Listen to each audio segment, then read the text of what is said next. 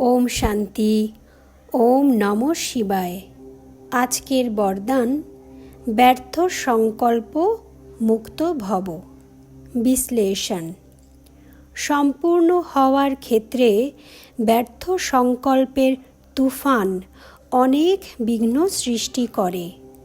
ব্যর্থ সংকল্পের থেকে মুক্ত হওয়ার জন্য রোজ অমৃত বেলায় মনকে প্রতি মুহূর্তে ব্যস্ত রাখার জন্য ডায়েরি বানাও, মানে চার্ট তৈরি করো। মনকে 4টে কথাতে জুড়ে দাও।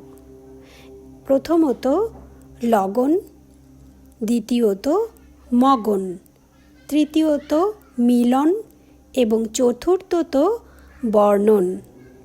মিলন হলো রু-রিহান, মানে বাবার সঙ্গে আমাদের বার্তালাপ।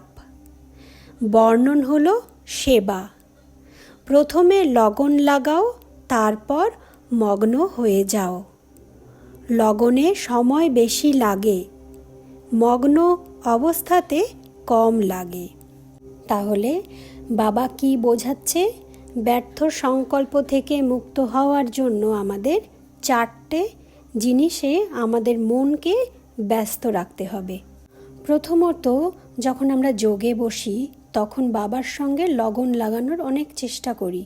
কখনো তো খুব তাড়াতাড়ি লেগে যায়, কখনো কিন্তু সময় লাগে। তো বাবা বলছে লগনে সময় বেশি লাগে, কারণ আমরা মনকে একাগ্র করার চেষ্টা করি, বাবার সঙ্গে বিভিন্ন রকমভাবে নিজেকে জোড়ার যে চেষ্টা করি, তো সেখানে সময় একটু বেশি লাগে। কিন্তু মন একবার যদি জুড়ে যায় তখন কিন্তু মগ্ন হওয়া সহজ হয়ে যায়।